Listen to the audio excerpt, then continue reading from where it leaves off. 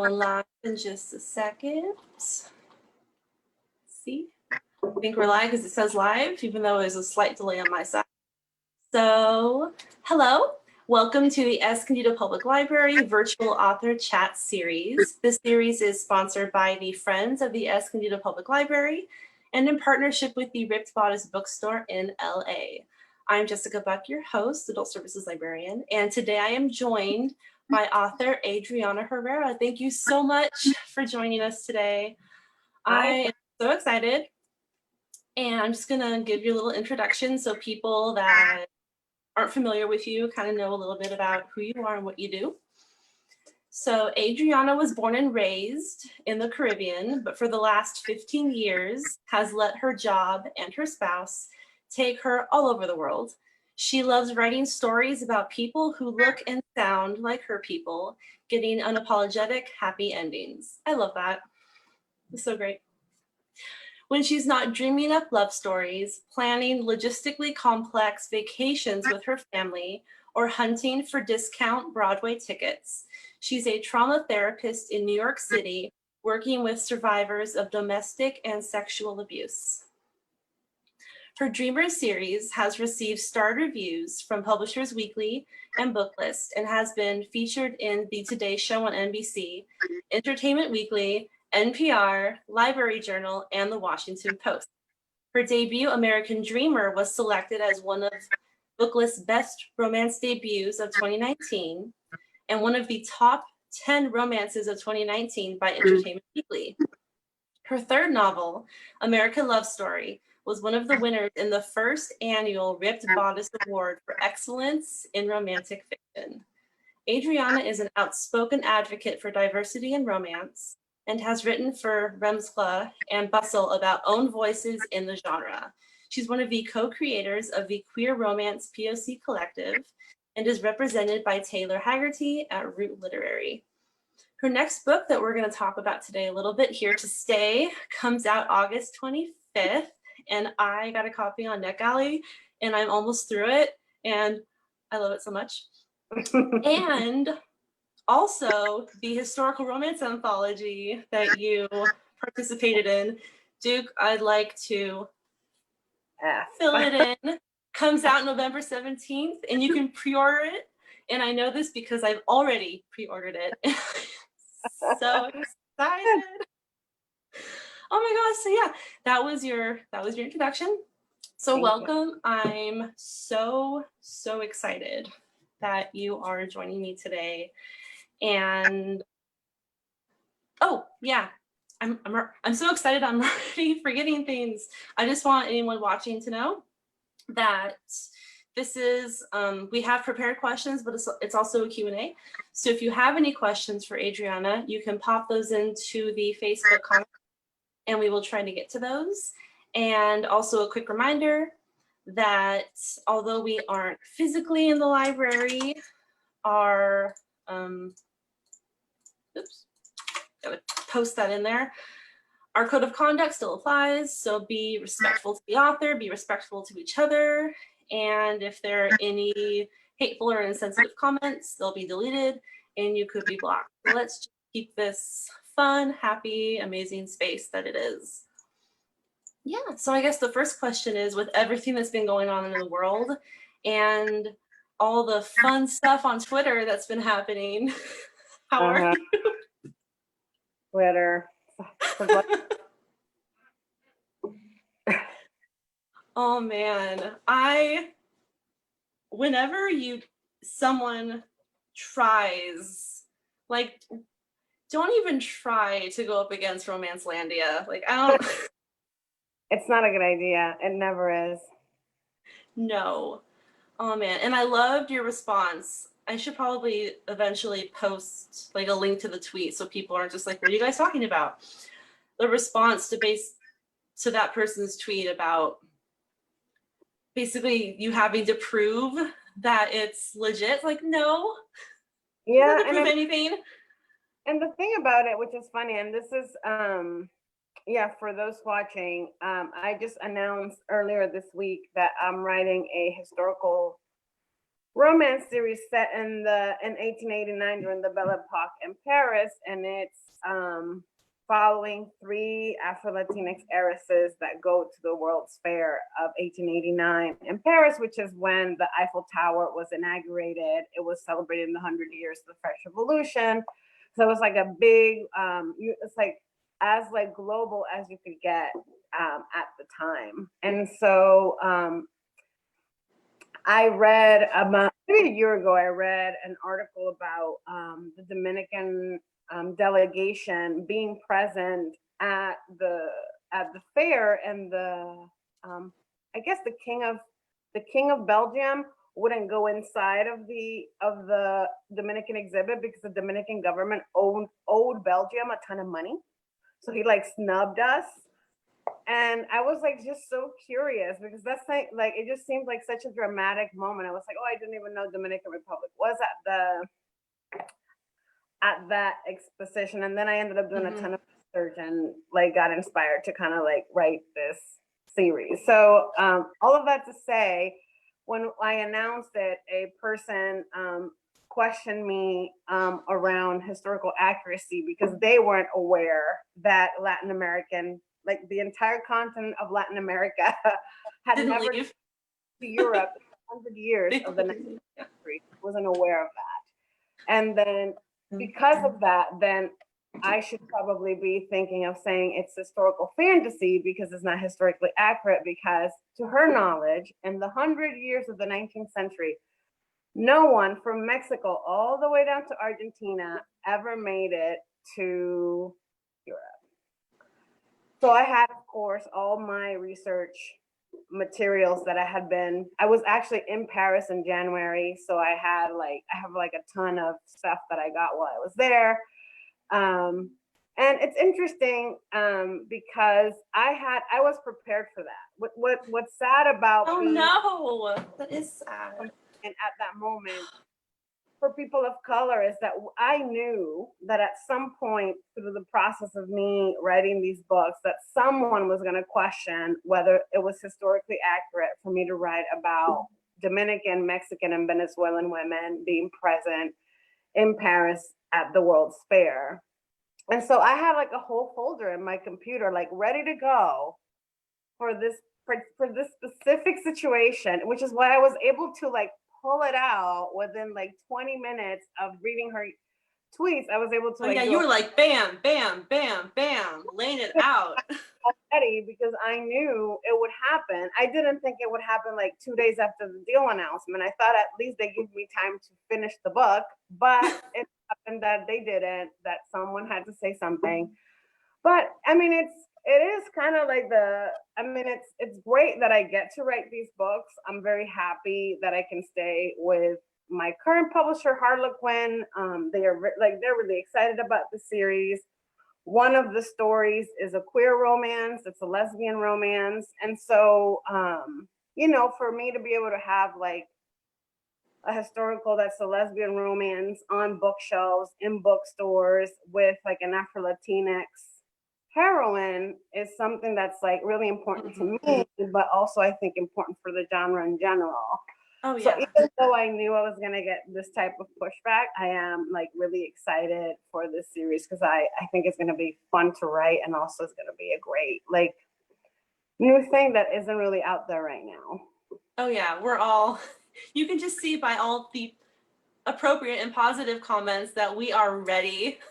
We are excited. We are prepared to accept this beautiful gift that you're going to bestow upon all of us. I'm so excited. I can't continue to write it just yet because I have another thing that I have to finish first, but I can't wait to dive into that story. Oh, I just can't wait. Okay, so let's get into our questions before I just keep talking with you and we never get to the questions. So, what inspired you to get into romance, first as a reader of romance and then as a writer of romance? Yeah, I've always read romance.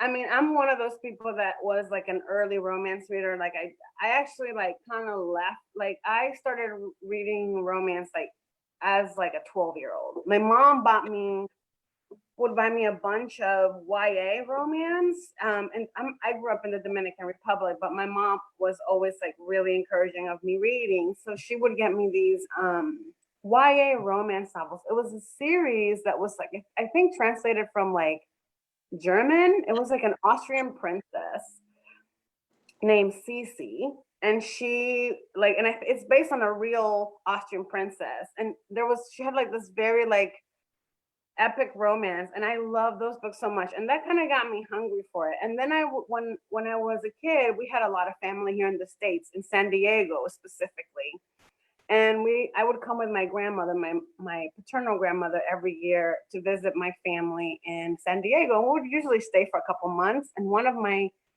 older cousins, I had cousins that were like adults that were a lot older than I was, and she read Harlequin novels and a lot of historical romance. So she would have like just like piles of them in her bedroom, and I would just like read all of them when she was at work. And that was like the beginning of my love affair with romance, and it's been a lifelong thing. Always been a place of self-care for me. Like books in general are like a place of self-care, but when I really need something that's comforting, romance does the job. And my work, my day job is pretty stressful. I hear a lot of like really tough stuff on a daily basis. So reading romance really helps me, and writing it too. I work with survivors of domestic violence, with survivors of sexual violence. And writing is really therapeutic for me, because I can like write those happy endings. It's almost like a way of like repairing some of the things that I hear about, relationships and balance. And also I wanted to see more representation. I felt it's like that Toni Morrison quote, like, if you haven't found the book that you want to read, then you should write it. So that's what I did. I basically got to a point where I was like, I just haven't found books that represent my particular experience, like as an immigrant, queer, Black woman, Afro-Latina. And so I was like, I have to write them because they're not out there. And so that's what I did. I love it. You're like, it wasn't there, so I just went and I filled in that gap, and I'm amazing. It's basically, it's basically what you just said. Okay, so we're starting to get a few questions, but I want us to first talk a little bit about Here to Stay, because it comes out in a few days on August 25th. Do you want to just talk a little bit about it, and then how excited you are? Because I'm excited too.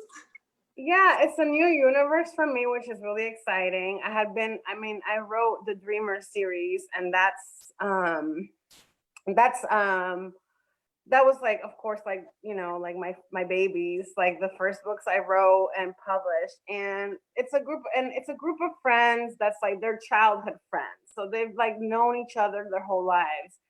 And this new book, Here to Stay, it's a book more about like found family that you find like in adulthood. So it's set, and it's also set in Dallas, Texas.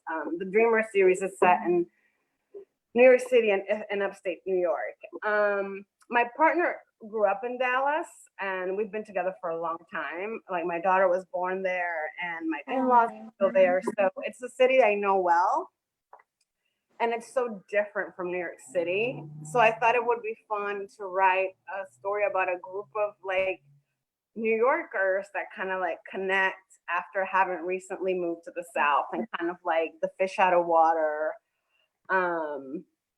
feeling of like, it's just like culturally, it's very different. Like Texas is very different than Manhattan. Oh yeah. And so boroughs.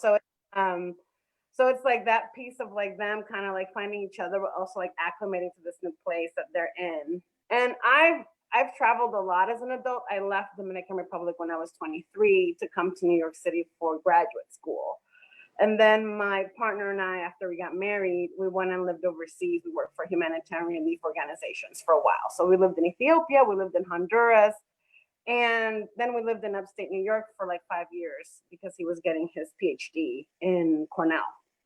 So I've made a lot of like families in these places. Like everywhere I've gone, I've met a group of friends that has become like my family. Oh. And in a lot of those places, it was Latinx people. And so, and like the people that, had like the remedies from back home that just have like a shorthand in terms of like the things that are comforting, the foods and all of this stuff. So I wanted kind of to like write that type of friend group, which is a very different dynamic than a friend group that's, you've known your whole life. And so that was a fun part of kind of that story. And then I started writing Here to Stay right around the time when we started separating families at the border, when the government of this country started separating families at the border. And coincidentally, I was finishing up my second master's for social work, and I was working for International Rescue Committee, and I was working in an after-school program where I was going to schools to provide trauma therapy for children in their school, for refugee children. And so a lot of them were children that had come on their own from Central America to the States. So I was just in a place where I was like thinking a lot, like we were like this was happening in Texas at the border, and I was also kind of like in that work. And so that kind of inspired me, like the heroine Julia Del Mar, she runs a nonprofit that works with like refugees and immigrant families. So that's kind of part of what inspired that part. And then the department store piece was I had been reading A History of Texas. It's a nonfiction book by Lawrence Wright that's called God Save Texas. And in it, he talks about Neiman Marcus, which is the headquarters of it are in Dallas. And one of the owners of it, not the founding owners, I think the son of the founding owners, had a very strong history of civil rights and social justice work in Dallas. Like Neiman Marcus, he like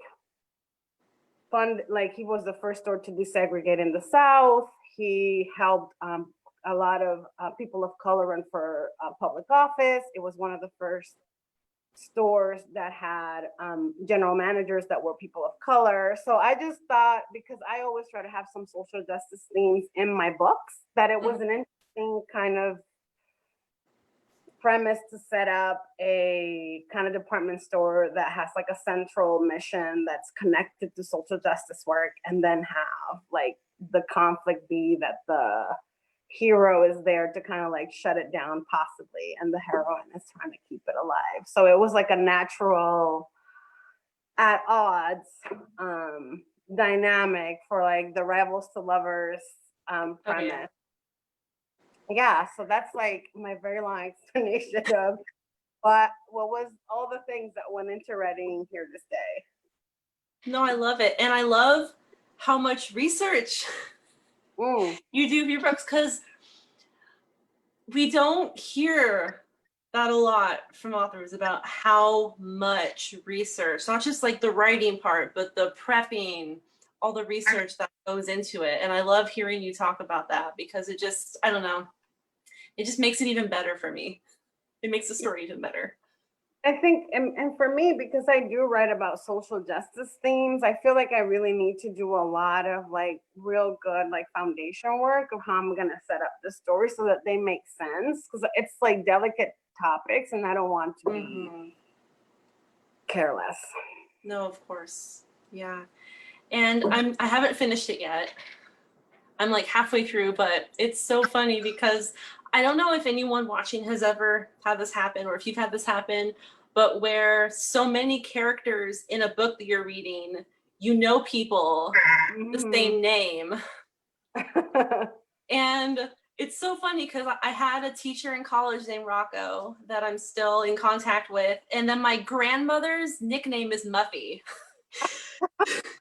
So I was reading it and I had to like reorient myself into this separate world so I wouldn't be thinking about like my grandmother and my college teacher. Got one Muffy, and she is someone that I know through my in-laws in Texas. That's amazing. I never hear about other Muffies. Yeah. I love it. We should have a group. The Muffies. I love Muffies. Mitzi and Muffy. I think they were one of the most fun like characters I've had to write. They were I just love writing about the clothes they were wearing, and yeah, they were fun. Oh, I love it so much. Okay, so I'm going to get to the Instagram question, and then I'm going to ask one of the Facebook questions, and I might just ask them both. Okay, the Instagram question is from Valerie. Valerie, I hope you're watching. If not, I hope you watch it later. Valerie wants to know, does Here to Stay have any Easter eggs for readers of your previous books? No, it doesn't. It's completely separate worlds. I think I have an Easter egg in Finding Joy from because in Finding Joy, which it's a book set in Ethiopia, but the hero is one of the heroes is Dominican American. It's a gay romance. So there's two heroes. His mom lives in Ithaca. He did high school and college in Ithaca. So they mentioned Nesto's restaurant from American Dreamer. But in Here to Stay, there's none. I'm sorry. It's completely new. Oh, sorry, Valerie. But thank you for the question. I'll make sure I put an Easter egg on the next one. I love Easter eggs. Oh, they're great. When I can recognize them, they're great. Sometimes you read so much. If they're obvious, it's really nice. I know. Let me see. Okay. So this Facebook question is from Ryan. Do you ever find your books in conversation with other writers or media, like books, music, or movies you've seen growing up? Does the flow or the tone fluctuate between appreciative, critical, meditative, or all of the above? Sorry, I didn't get the first part of the question. Do you ever find your books in conversation with other writers or media you've seen growing up? Like if I find themes from them? Possibly. I'm gonna say, Ryan, if you're still here, what do you mean? Yeah, I wonder if it means that like if there are themes from things from growing up that are in my books, because definitely. But I want to know exactly what he was asking so that I can answer the question properly for him. Let's see. Well, while he has another question too. So I guess let's pop to the other question, and then if he gets back to us, we can go back to the first question. Good. Okay. Let me drink before I read all this. Okay. Considering the topic of abuse or domestic violence, I remember a recent discussion around toxic aspects in romance heroes. Thinking about the romance heroes in the past, were there heroes that you've read that you have avoided the toxicity during the past 2 decades? And how do you look at romance heroes today on how they're written? Are there toxic patterns that still persist? Oh yeah. I mean, there's a ton of books that I read when I was 12, 13, 14 that I loved. And I know if I read back again now, I would find all kinds of issues with it. Like no consent? Yeah. Just to name like one big one. Activity, bondage, all kinds of, things that people should not do to those they love. And so, yeah, for sure. There's a lot of problematic stuff that happened. Like I was reading recently a Joanna Lindsay book, which I had read, Fires of Winter, which I had read, years ago. And that cover is still one of my favorite covers ever, like the vintage cover of that book. And I reread it and I was like, oh, I should have not reread this, because there were issues. Like I just had a lot of issues with how the hero treated the heroine and his behavior, the way he spoke to her, thought about her. And so, back when I read it, when I was like 14, I was like, oh my God, he's so amazing. And and now it's like, he's not that amazing, but I still kind of like, Joanna Lindsay is one of my favorite all-time authors. So I still have like a lot of love for the time of my life when I was reading her books. Some of her books I know that I'll read again, and for the time, it was the 80s, the 90s. Things were not as nuanced as they are now. I find like even things that I thought 5, 7, 8 years ago were okay. Like if I read them again, like there's like a lack of nuance. Like now, I think we have a much more sophisticated, more humane, appropriate sense of like gender spectrum, about sexuality. I know things about my own sexuality that I didn't even know 10 years ago, so I think it's like the piece of us as like a society, those of us paying attention, those of us willing to learn, that every day we're learning. And then there is still a lot of problematic stuff happening in the romance genre today. Like I think I was having a conversation with Adriana Anders. That's my same name. I love like, hey Adriana. But anyway, she and I were having a conversation because we had a conversation on Twitter about 365 DNI, the movie that came out on Netflix. Oh my gosh. That was top 10 for so long. Yeah, and to me, like he's the main, the actor is gorgeous and he's so sexy and whatever. He kidnapped her and kept her in captivity, so she couldn't consent. And so those are the pieces to me that are still problematic, because no matter how sexy a man is, like he's still, and like beautiful men can still be rapists. Gorgeous, wealthy men can still be people who abuse their power and do things that they shouldn't and hurt women. And so, like until we move away from that type of premise where we are excusing terrible behavior because a man is beautiful and is really great in bed, then I will continue to speak about how that is not okay. No, absolutely. And I think the fact that we're having these conversations, that we're talking about it, that we're not letting things just be like swept under, that we're bringing attention to it. Yeah. We've had Twitter for a while, but I feel like in the last, I don't know, maybe 5-ish years, maybe, like just even lately, Twitter has become this just giant space for all of these different conversations to happen. And I love it. And I'm learning new things every day. So it's just great. Yeah. No, it is a valuable tool for people to kind of hash out some of these things. And then you can take it to an IG live or you can do whatever. But it's, the discourse, I think, around violence against women and male behavior and what's okay and what isn't is I think rich, and it's important. I was talking about that. I do a lot of threads, but I was talking about that like 2 or 3 weeks ago. I did a thread about like the reality that like we see mafia books and romance, a lot of mafia books and romance, and those heroes are white men.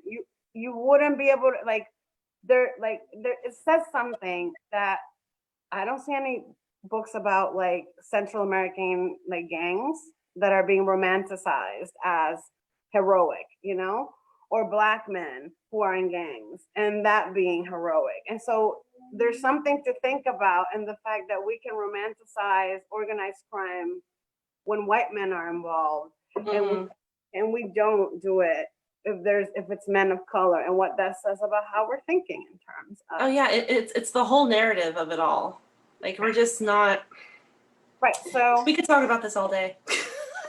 Yes, definitely a lot of things that I think we should stay away from or deviate from or do differently. Oh, okay. Ryan got back to us. And now it's disappeared. Okay, so media influences. Oh, media influences.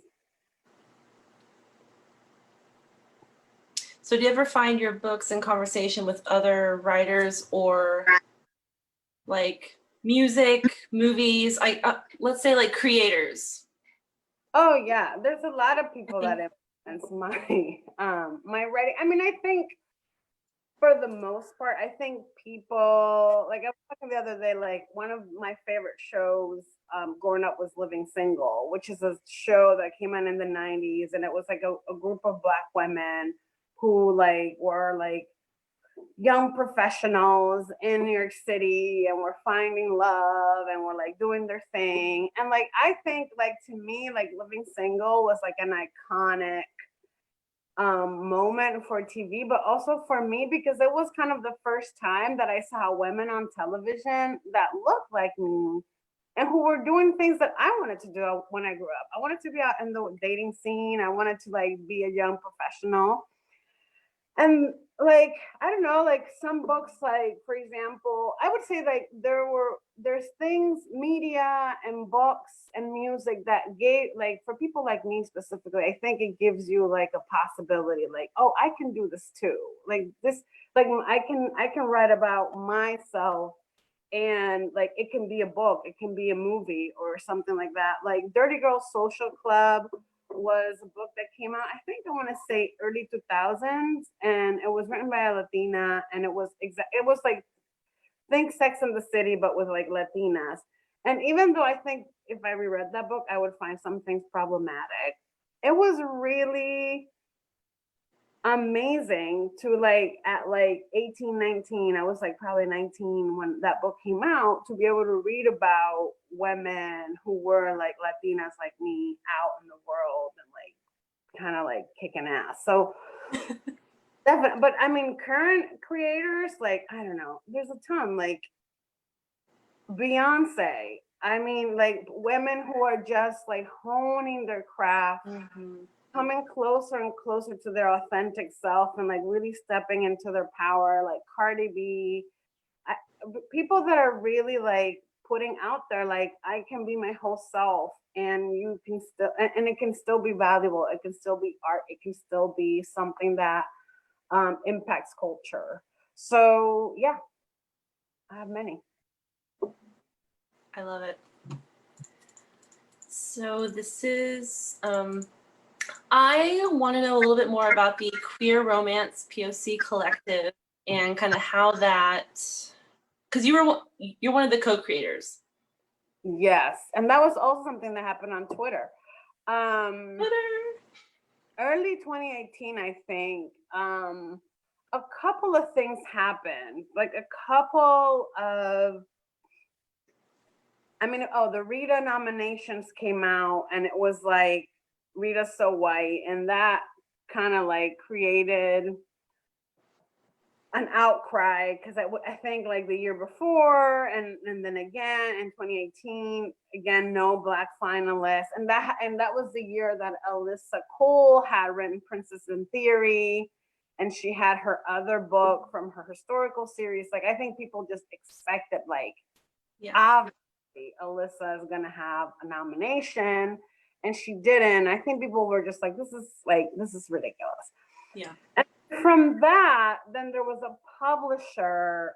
It was a small queer romance publisher that had like some allegations of racism. And then people started kind of being like, well, you know, like we don't read queer romance by people of color because we can't find it. Like, who's even a romance that's a person of color?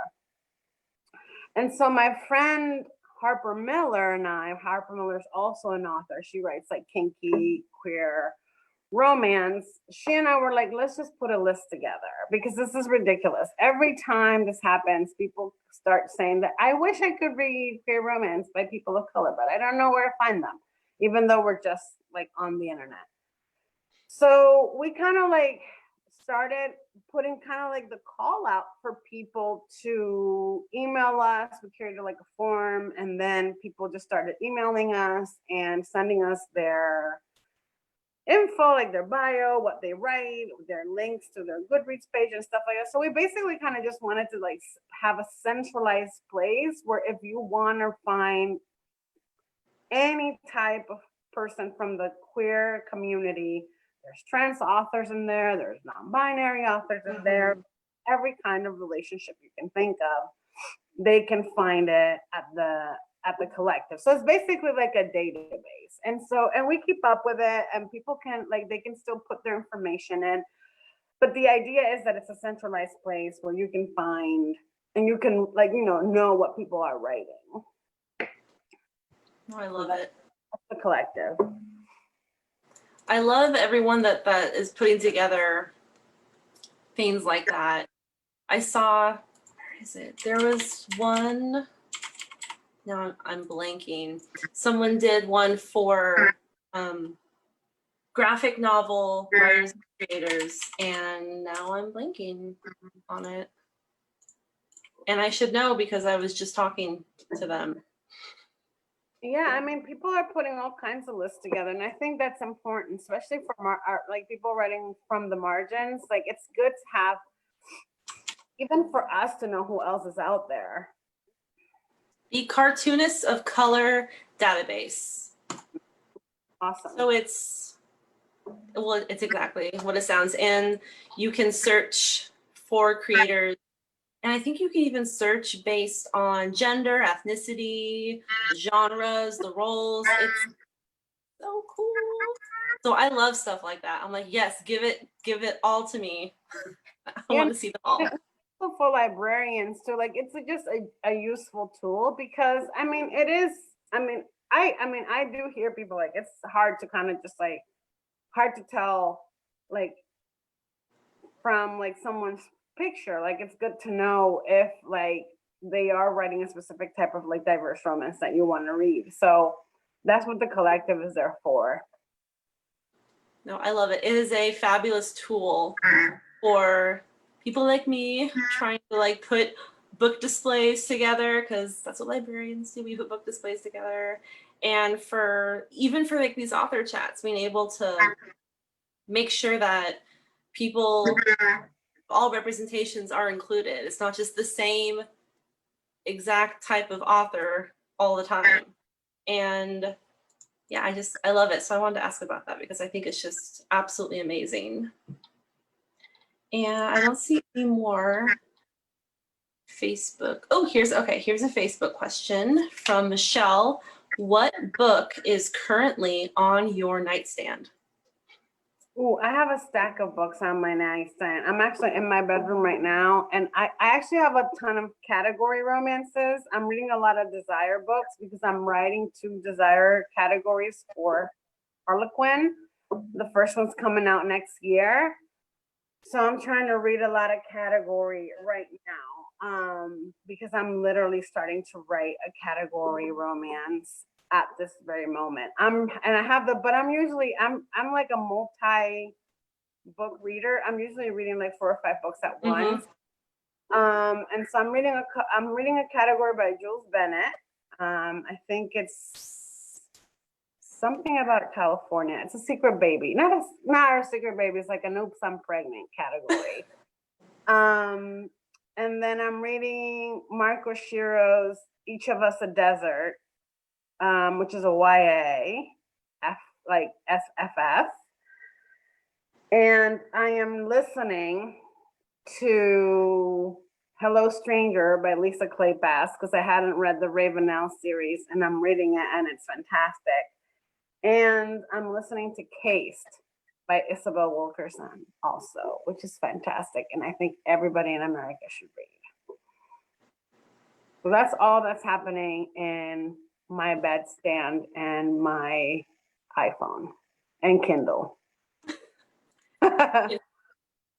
It's not just 1 or 2, it's a bunch, but that works too. I love it. Yeah, I have a lot that I'm reading at the same time as well.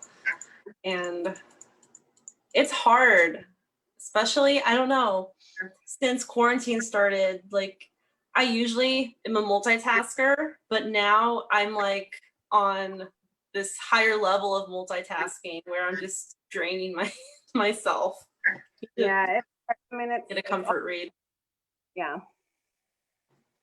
Let me see. Oh my gosh, we are getting to the end, and I have all these questions. Let's see.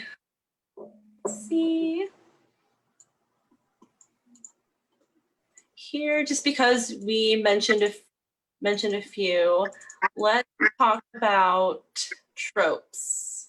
So, do you have any favorite tropes, either ones you like to write, ones you like to read? And people that are watching, I want you to comment with your favorite tropes, because I want to see if we have any reoccurring themes. So I love a lot of different tropes. I love anything, honestly, but though so I read a lot of fan fiction, and this is also conversation. Oh yeah. Multiple forums in the last few months. Alexis Daria, who is a very good friend of mine, and I share a love of fan fiction, and so we've had a couple conversations already about some of our favorite tropes in fanfic. And I think fanfic really kind of has elevated like the possibilities around tropes, and like the tags are kind of like also like tropes or things that can happen in a story. So I love arrivals to lovers, like the workplace rivals to lovers, like necessarily like enemies to lovers, like hate to love can be like you have to have someone that's like a really amazing writer that has like takes a lot into consideration and has like a real command of the nuances. But rebels to lovers in the workplace, like when you like I love like competence porn, like two people that are just like really good about what they do, just like kind of like the banter, the challenging each other. Yes, I love that. I was talking to Olivia Dade the other day, who's also a good friend, and I am a big fan of her work. She was saying that like "Let's Kiss for Science" is also one of her favorite tropes, and that's also one of my favorite tropes. Like, teach me how to like be pleasured. Like that's like one of those really good ones.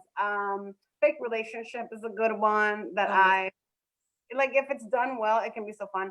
I like friends to lovers, like childhood friends, like people who have known each other their whole lives, because I think you can really like deep. It's like a deep dive into intimacy. American Sweethearts, which was the last book in the Dreamer series, it's Priscilla and Juan Pablo, and they've been like on and off since they were like 15, and they're like in their mid 30s when the book starts. So it's like 20 years of like baggage, but they also understand each other so well. They know each other so well, like intimately. Like they know what each other likes, what they don't like, how to satisfy each other. So it's I love that trope because there's so much you can do, because there's just such a depth of like intimacy. But I like all of it. My favorite fanfics are like Hurt Comfort. Like Stucky is in the last 3 years has been like my number one fanfic that I read. Stephen Rogers and Bucky Barnes, my OTP. That continues to give me such joy. But Raylo is one that I've been reading a lot of since the movie came out. Mandalorian fiction I've been reading a lot of. So yeah, I like that. Like you're my person. Like you're the person that can make me see myself differently. That's something I really like. Oh yeah, you were saying workplace. I love the ones where, well, this is more like in fan fiction world, I haven't found too many in like the real romance world, because you don't have that basis of understanding of characters where you can just play with them. I love the ones where they knew each other, they didn't like each other, and now all of a sudden they have to work together. Yes, so it's like it's the levels. It's just like, oh yes. Oh, it's just so good. I love those. I love like the dummies of like the hate to want you type of story. Yeah. Wow, they're just so good. And I love fan fiction too. I think I was on the chat yesterday with Casey, I kind of went off a little bit and just started talking about fan fiction and how much I love it, and that I have, for Archive of Our Own, I have my bookmarks ready with my filters already set, so I can just go in and read all the goodies. And I am a big Harry Potter fan fiction reader. I actually think like Red, White, and Royal Blue like gave me Draco Harry vibes like you would not believe. I was like, wow, this is like good stuff. Oh, I just love fan fiction. Yeah. Fan fiction is amazing. And oh, we're a little bit over, so let's go to the ending questions. I'm going to combine these two, and then we'll get to the final questions. Okay. So are there any authors that you want to see get more recognition? Yes. I have many, but let's see. Ruby Lang is an amazing author. She is a Canadian, Taiwanese author who writes amazing books set in New York City, and they're nuanced, they're smart, they're funny, there's food, there's real estate. She's wonderful. Olivia Dade, who I was just talking about before, is writing fat women living their best freaking lives, and they're funny, they're sweet, they're so, I mean, Olivia can do a lot with like deep emotion, and I don't know, I think she's probably one of the best contemporary authors out there right now. Jodi Slaughter has been an author that I think she's got two full-length books and like a novella. But her book White Whiskey Bargain that came out last year was probably one of my favorite reads of last year. She's Black. She writes Black characters. And she wrote it's dueling moonshiners in like the mountains of, I want to say, Tennessee. And the heroine is Black, the hero is Mexican American, and they are they're famous like a rival moonshiners, but then they have to get married. Oh, of course, I love it. To run off like a third competitor that's coming in to take like over their territory. It is scorching hot and so amazing. Oh my God, it is so good. She is like, some people, because I think this is like her second book, like some people can just like deliver like, oh, you're like naturally good at this. Okay. Like that's like how she reads. It's really, really good. There's another one called All Things Burn that's really great as well. And that one has a hitman, and it's also very good. So I would recommend Jodi Slaughter because I think she is just going to get better. She's a wonderful author and writes a sex scene like nobody's business. So those are my three.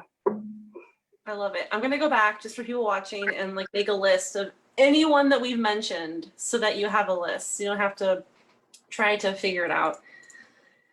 Okay.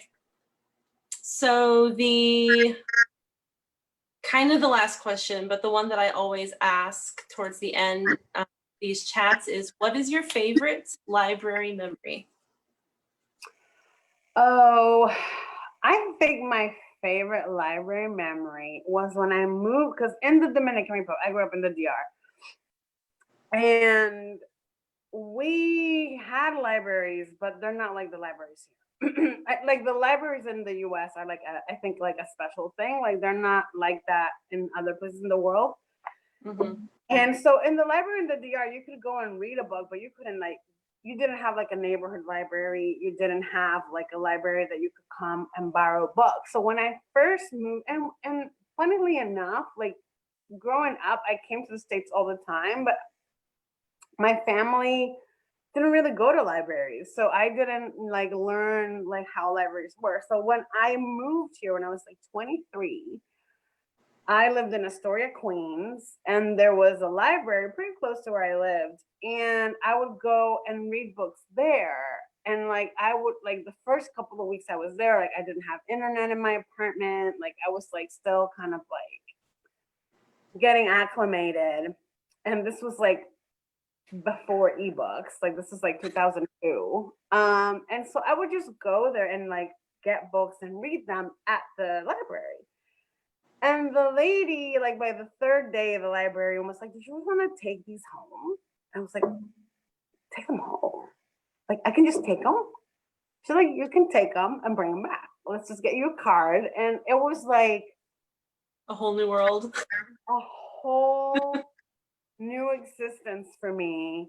And I would, because I would go and use the internet and then like, you know, get like just read a book. And so she, that librarian who was very attentive to the fact that I was coming in every day for like a week, changed my life. And so I would just go and get as many books as I wanted and would come and get more and more and more and more. So that's my favorite library. Oh, I love it. Oh, I just love asking that, and I love hearing people's stories, and I love libraries. That's why I work in one. So this is a question I had, but also a question from David on Instagram. If you're watching, David, I hope you are. This question is yours. So what's next for you? And I'm going to add that on, that if we can talk a little bit about the romance anthology, because I'm so excited. What's next for me? Many things. So I do have, for this year, I have a few more releases. So I have Here to Stay coming out Tuesday. So please buy it. It's really good and really sexy. And then I have the DILF book. So DILF, Duke I Like to F is a historical romance anthology. It's my first historical, and it's with Sierra Simone, Joanna Shoup, Eva Lee, and Nicola Davidson, and it's all dukes that are exceedingly sexy.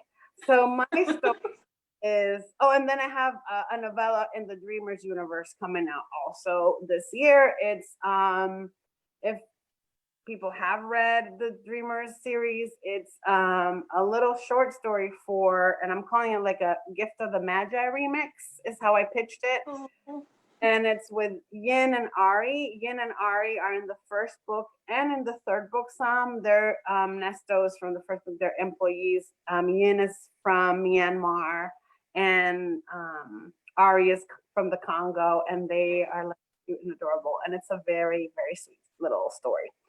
But with the anthology, the story is called The Duke Makes Me Feel, and it's set in 1879 and mostly in London, in Paris. So it starts in London, but really the whole thing is actually set in Paris, and it's a accidental duke whose mother is American, and a Dominican British heroine who's an herbalist.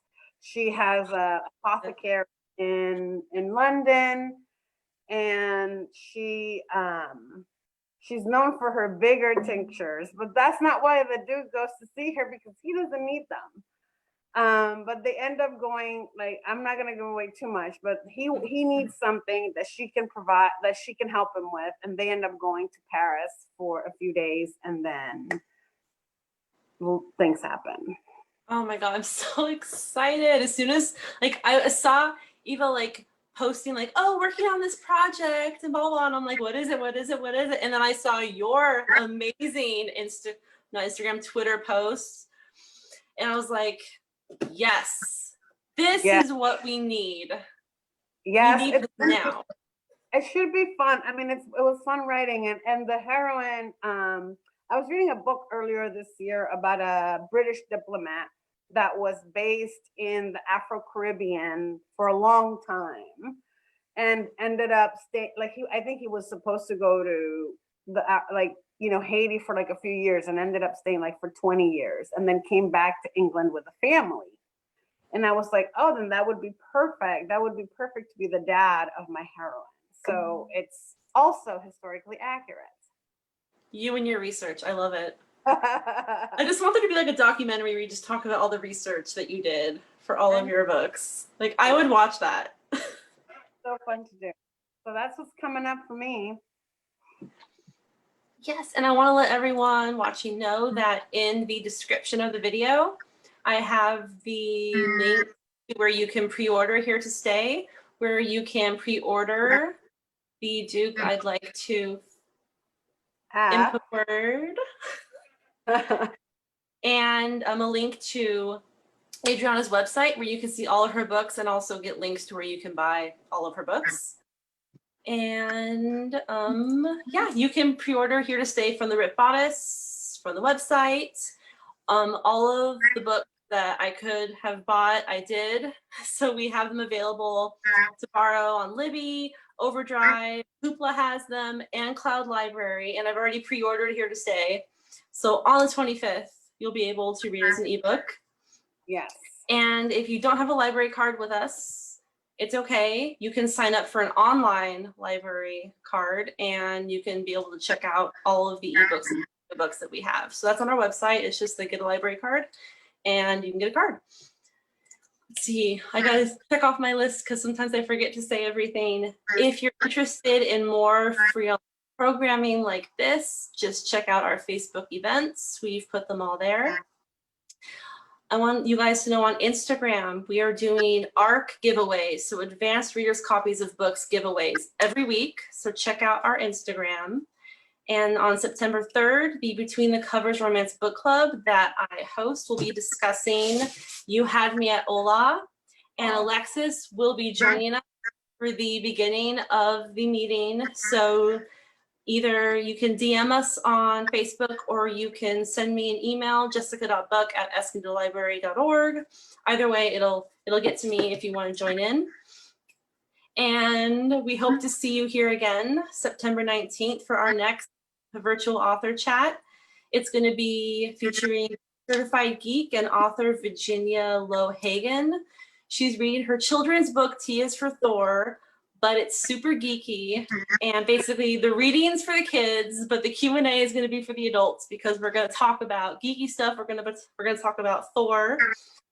And because we'll be on the topic of Thor, we'll of course have to talk about the very good looking person that plays Thor. So if you want to talk about that, join us for that. And yeah, thank you so much everyone for being here with us. And thank you, Adriana, for spending time with me. It has been absolutely amazing. So have a great night, everyone. Bye.